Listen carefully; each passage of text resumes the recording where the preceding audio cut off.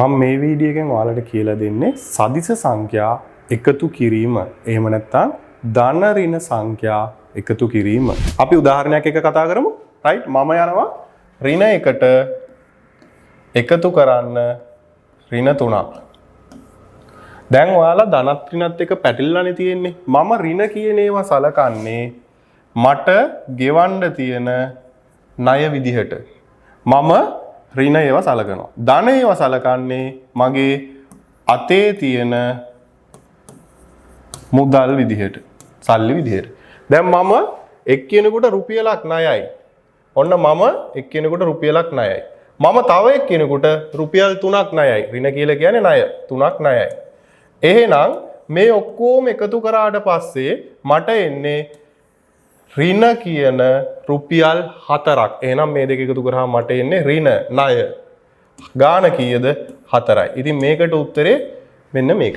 අපි යමු තව ගාණක් එක කතා කරන්න. මට එකතු කරන්න තියෙනවා ඍණ 3ට ධන 4ක්. එතකොට ඍණ කියලා කිව්වේ මම ණය. මම කෙනෙකුට ගෙවන්න රුපියල් 3ක ණයක් තියෙනවා. ධන 4යි. මගේ අතේ තියෙනවා රුපියල් 4ක්. ඔන්න මගේ අතේ තියෙනවා රුපියල් 4ක්. දැන් ওই ටික එකතු කරන්න කියලා කියන්නේ. එහෙනම් මොකද කරන්නේ? මගේ අතේ තියෙන එක රුපියලක් දාලා එක ණයක් ගෙවනවා. අනිත් රුපියල දාලා අනිත් ණය ගෙවනවා. අනිත් රුපියල දාලා අනිත් ණය ගෙවනවා. එතකොට ඉතුරු වෙන්නේ මගේ අතේ සල්ලි ඉතුරු වෙනවා. ඒකින්ද එන උත්තරේ ධන. අතේ සල්ලි කියන්නේ ධන සංඛ්‍යා.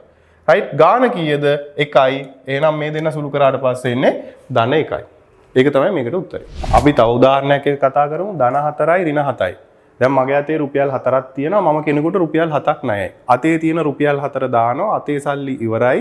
ණය සම්පූර්ණයෙන් ගෙවලා ඉවර කරන්න බෑ.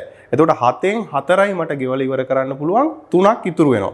එතකොට 3ක් ඉතුරුයි කියලා කියන්නේ වටිනාකම 3යි. මොනවද ඉතුරු වෙලා තියෙන්නේ? ණය. ණය හින්දා දානවා ඍණ. එතකොට මෙන්න මෙයාට උත්තරේ වෙන්නේ ඍණ 3ක් කියන එක. ඔන්න ওই විදිහට ඔයාලට මේ ගාන හදා ගන්න පුළුවන්. අපි යමු තව උදාහරණයකට. ඍණ එකට එකතු කරන්න තියෙනවා ඍණ එකක්. එකතු කරන්න තියෙන්නේ ඍණ 1යි කියලා කියන්නේ මම කෙනෙකුට රුපියලක් ණයයි. තව ඍණ 1යි කියන්නේ මම තව එක්කෙනෙකුට රුපියලක් ණයයි. ඉතින් ওই දෙක එකතු කරාට පස්සේ මම දෙන්නටම රුපියල් 2ක් ණයයි. එහෙනම් මේ දෙන්න එකතු කරාම එන උත්තරේ වෙන්න ඕනේ ඍණ 2යි. අපි යමු තව උදාහරණයකට ඍණ 4ට එකතු කරන්න තියෙනවා ධන 2ක්. දැන් ඍණ 4යි කියලා කියන්නේ මම කෙනෙකුට රුපියල් 4ක් ණයයි. ඔන්න ණය හින්දා දානවා ඍණ. මගේ අතේ තියෙනවා ධන කියලා කියන්නේ අතේ තියෙනවා රුපියල් 2ක්. දැන් මොකද වෙන්නේ? මෙයාට මෙයා දාලා රුපියල් 2කට ණය 2ක් සෙටල් කරනවා. එතකොට ඉතුරු වෙනවා මට වටිනාකම 2යි ණය හින්දා ඍණය.